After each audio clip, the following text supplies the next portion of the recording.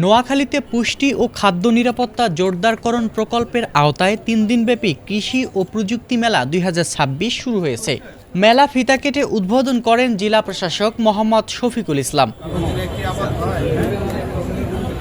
সোমবার সকালে জেলা প্রশাসক হলরুমে জেলা কৃষি অধিদপ্তরের উপপরিচালক আশিস কুমার করের সভাপতিত্বে ও সদর উপজেলা কৃষি সম্প্রসারণ কর্মকর্তা মাশরেফুল হাসানের পরিচালনা অনুষ্ঠানে উপস্থিত আঞ্চলিক জেলা এবং উপজেলা কৃষি বিজ্ঞানী, খাদ্য নিরাপত্তা বিভিন্ন বিভাগের কর্মকর্তাবৃন্দ।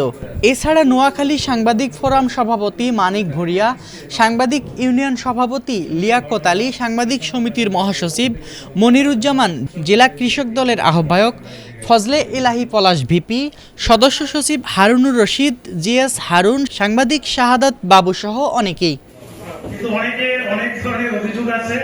খাদ্য সরবরাহকারী প্রতিষ্ঠানে মালিক, শ্রমিক ও কৃষক সম্পৃক্ততা বাড়াতেই এই উদ্যোগ গ্রহণের দাবি জানান।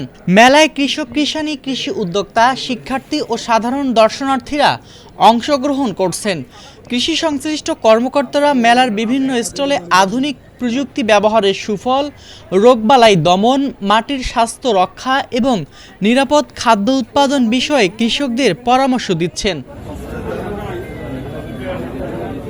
আয়োজকরা জানান, কৃষিকে আরও আধুনিক, লাভজনক ও টেকসই করতে প্রযুক্তির ব্যবহার বাড়ানোর কোনো বিকল্প নেই। একই সঙ্গে পুষ্টি ও খাদ্য নিরাপত্তা নিশ্চিত করতে নিরাপদ কৃষি উৎপাদন এবং বৈচিত্র্যময় খাদ্য উৎপাদনের উপরও গুরুত্ব দিতে হবে। যে আমাদের দেশে বিভিন্ন ফল রয়েছে, প্রত্যেকটি ফল বিভিন্ন ধরনের পুষ্টিগুণে, পাশাপাশি এই ফলমূলগুলো বিভিন্ন রোগ প্রতিরোধ ক্ষমতা বৃদ্ধি করে। মূলত প্রান্তিক পর্যায়ে মানুষকে বিভিন্ন ফল এবং পুষ্টি সম্পর্কিত পুষ্টি জ্ঞান সম্পর্কে তাদেরকে ধারণা দেওয়া, কোন ফলে কি ধরনের পুষ্টি থাকে সেই বিষয়টি সম্পর্কে মানুষকে একটু সচেতন করা। পাশাপাশি আমাদের ফল খেতে হবে, এই ফল নিরাপদ ফল হতে হবে, এটি যেন কোনো অবস্থাতেই কোনো রাসায়নিক মিশ্রিত না হয় বা অন্য কোনো উপায়ে রাসায়নিক হরমোন ব্যবহার করে এটি পাকানো না হয়, সেই বিষয়গুলোতেও একই সাথে আমরা কৃষির বিভিন্ন নতুন নতুন প্রযুক্তি এখানে তুলে ধরা হয়েছে। আমরা একটু আগেই কয়েকটি স্টলে দেখেছি সয়াবিন থেকে বিভিন্ন ধরনের পিঠা, বিভিন্ন ধরনের করেছে।